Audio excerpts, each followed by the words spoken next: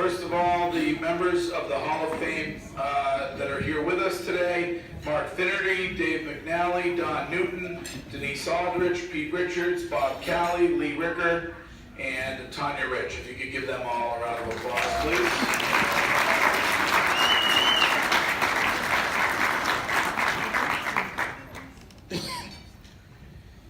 Members of the Hall of Fame committee will introduce every inductee today.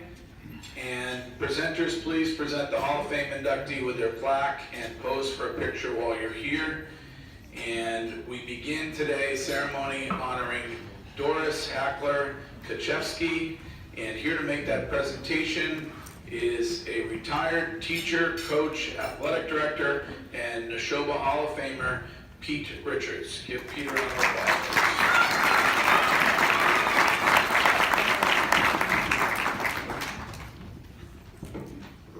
Thank you, Greg. First two inductees today are from the class of 1965. During that time period, it is the first full freshman class that entered Nashoba back in 1962. Doris Kachevsky was a three-sport athlete on that first team.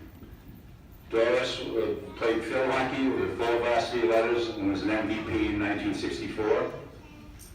Her team captured the league championship in 63 and 64. She earned 3 basketball varsity letters, was a co-captain in 64, 65 with a team record of 13 and 1. Doesn't sound like much when you look at some of the other schools who had 20, 22 games, but back then they did not have state championships for girls and or boys at that particular point in time. And she also was a 2-year varsity player in softball. That's a total of 9 varsity letters out of a possible 12 sports seasons that she would have been at Nashoba. She was also a winner of the Senior Student Athlete Award and a member of the National Honor Society.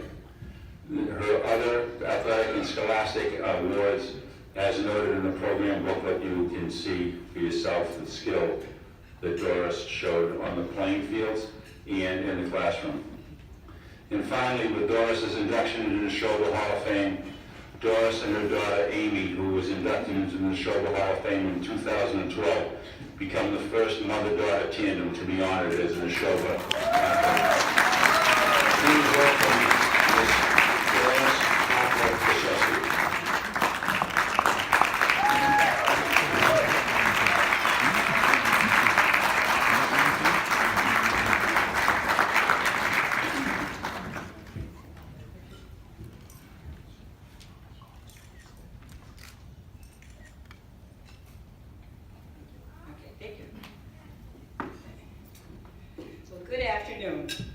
I would like to thank the Nashoba Hall of Fame Committee for honoring me with this award today.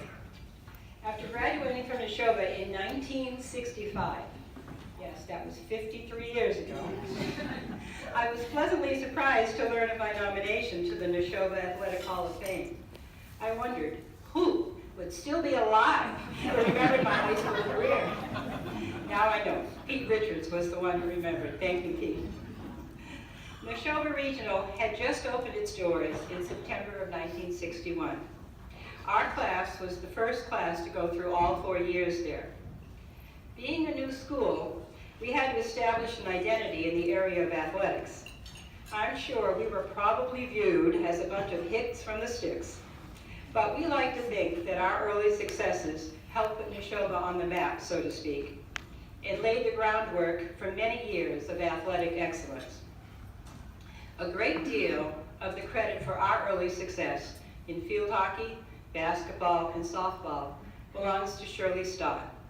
She was an amazingly dedicated coach for all these 3 sports. Because at that time there was no girls cross country or track, but there were those 3 sports. Participating in high school sports at Nashoba was a wonderful experience. It provided the opportunity for us to develop our skills and talents. It certainly built a spirit of unity and teamwork. You cannot meet with success in any field without learning to work with others. And our teams were very competitive, and we definitely enjoyed winning. Who doesn't? A bonus of athletic participation at Nashoba was the development of many close friendships with team members. Besides the classroom, playing sports was a great way for students from the 3 towns of Lancaster, Bolton, and Stowe to get to know one another. The bus rides to and from games were some of my fondest memories. We had so much fun singing, laughing, and teasing one another. I remember one basketball season, we were preparing to meet Groton in the playoffs. My mother brought a few of us, Jane, Margot, Linda, Jan, and me, to Groton High School to scout out their team. And we thought we could sneak in quietly without being detected. However, as soon as we got into the gym, several of the Groton players yelled, "There's Nashoba." Well, so much for that plan. Looking back, I feel I was definitely a team player, aware of my position and my responsibilities on the court and on the field. I certainly was surrounded by many talented athletes, like Jane, who you'll hear from next, and Linda, and Jan, and Margot, Susan. However, if I had to choose my best asset, I would say it was speed. Now, I'm sure I inherited this speed from my parents. They were pretty good athletes in their own right. And my husband was a pretty fast runner. He did catch me after all. And great speed is certainly evident in my 2 children, Gary and Amy. They both went to Nashoba. They were both excellent students and athletes. Well, naturally, they weren't around when I was in high school. But today, I will publicly admit that I feel they're both better athletes than I was. And today, I'm delighted to be joining the Hall of Fame with my daughter, Amy, who is already in the Athletic Hall of Fame. And then getting back to that subject of speed, I see that trait in my grandchildren, especially my grandsons, Jake and Brandon. Well, Nashoba is also known for its academic excellence, as well as its success in sports. And together, they were very important in my life. I went on to the University of Massachusetts in Amherst, where I played field hockey. And then after graduating, I became an elementary school teacher, and I was privileged to teach in Lancaster for many, many years. Well, in closing, I want to thank my family, my husband Joe, Gary and Amy, my son-in-law Brian, my grandchildren Cameron, Jake, and Brandon, for being here to support me today.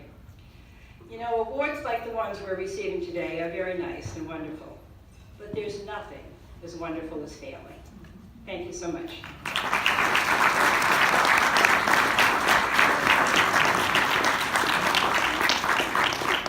Speaking of that, I think it's going to be a difficult Thanksgiving because Gary is the only member of the family not in the Hall of Fame. Played a little basketball with Gary, and I don't see it happening in the near future. Sorry. All right. We're going to have Pete come back up and make the presentation for our next inductee. And